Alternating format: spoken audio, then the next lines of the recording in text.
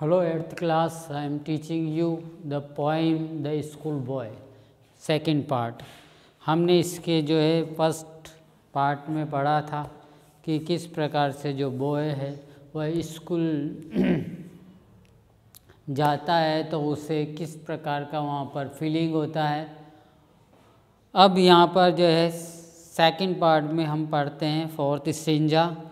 How can the bird that is born for joy sit in a cage and Singh.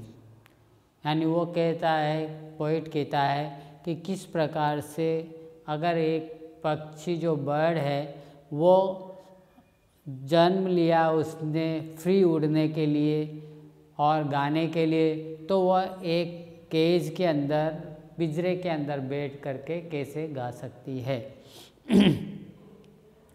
How can a child when fear annoy but drop his tender wings and forget his youthful spring। तो वो इसी प्रकार से वो बच्चे से compare करके बोलता है, तो फिर बच्चा भी यानी कि किस प्रकार से वो डर से जो है क्लास में बैठ सकता है और आनंद ले सकता है। But drop his tender wings, जैसे कि पक्षी पिंजरे में बंद कर लिया जाता है तो वो अपने मुलायम पंखों को गिरा देता है, शेड कर देता है, और उसी प्रकार से जो बच्चा है वो भी फॉरगेट हिज यूथफुल स्प्रिंग, वो भी अपने जो है यूथफुल स्प्रिंग को, उल्लासपूर्ण जो समय है उसको जो है भूल जाता है। हम इंग्लिश में कह सकते हैं a bird can not sing in a cage, ठीक है। As a bird that born to fly and sing freely can not be happy in a cage. The bird in a cage sad is soft feather and in the same way the child burdened with the trouble and burdensome of the learning and school work. A school going child forget his youthful spring। Next stanza से देखते हैं। O father and mother if words are nipped and blooms blown away.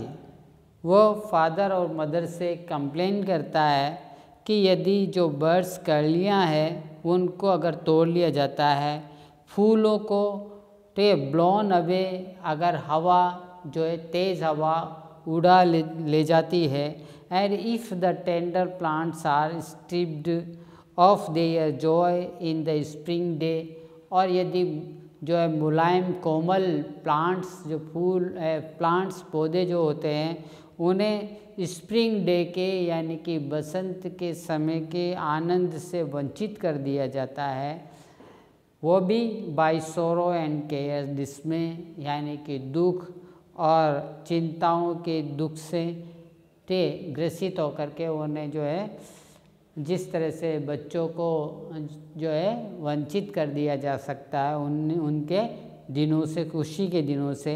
How shall the summer arise in joy. तो फिर यानी कि जो है किस प्रकार से जो समर है, ग्रीष्म काल है, वो आनंद को उत्पन्न कर सकता है, उल्लास को उत्पन्न कर सकता है।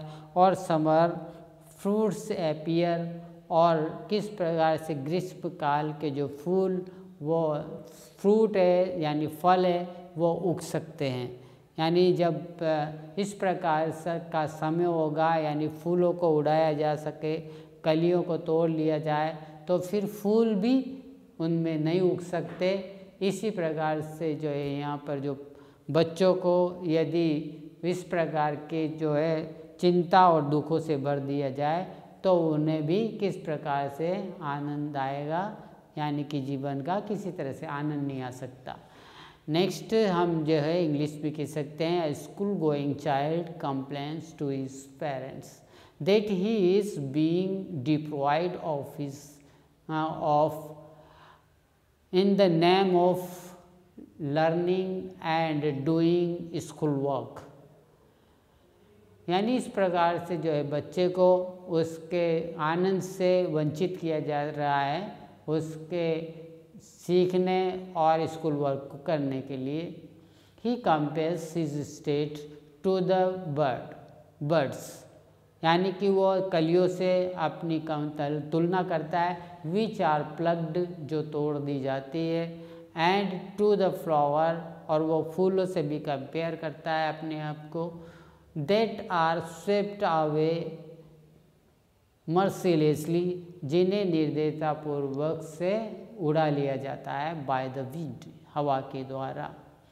The child says that birds should not be nipped, birds के यानी कि बच्चा कहता है कलियों को नहीं तोड़ा जाना चाहिए, and the flower should not be ब्लॉन by the strong wind और मर्सिलेसली, और इसी प्रकार से वो कहता है कि जो फूल है उनको तेज हवा के द्वारा उड़ाकर, निर्दयतापूर्वक उड़ाकर नहीं ले जाना चाहिए, नहीं तो जो है फूल नहीं खिल जो है और फल नहीं हो पाएंगे। इसी प्रकार से जो बच्चे भी वो विकसित नहीं हो पाएंगे।